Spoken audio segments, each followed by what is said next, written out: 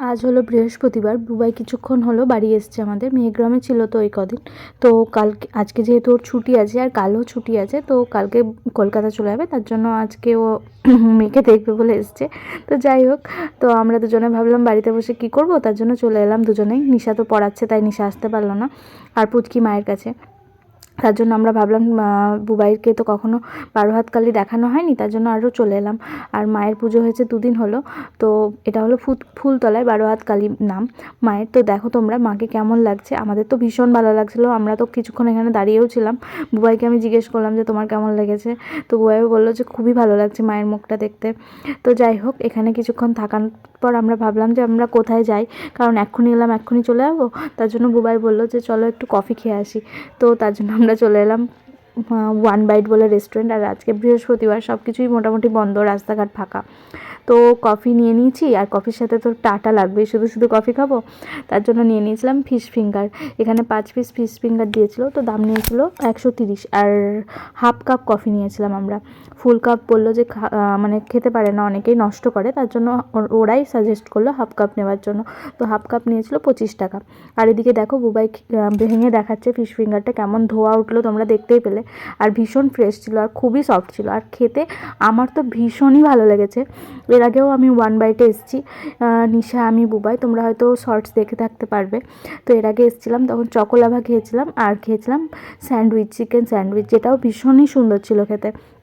তো এরপর আমরা অনেকবারই চেষ্টা করেছিলাম চকোলাভা খাওয়ার, কিন্তু কোনো না কোনো কারণে পাওয়া যায়নি। আজকেও ভেবেছিলাম চকোলাভাটা নেব, বাড়ি নিয়ে যাব, তো বলছে যে ওভেন খারাপ। তো যাই হোক, আমরা তারপর ফিশ ফিঙ্গারেই থেমে থাকিনি। ফিশ ফিঙ্গার শেষ করার পর আমরা নিয়ে নিয়েছিলাম চিকেন বলস।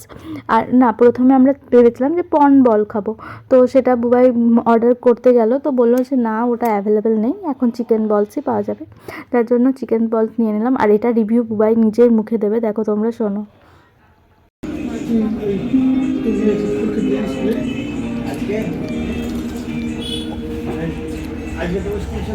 হ্যাঁ, এত গরম।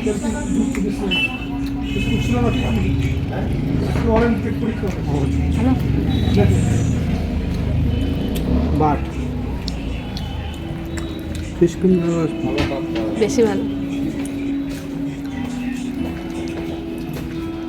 এটা ভালো বটে, খাওয়া।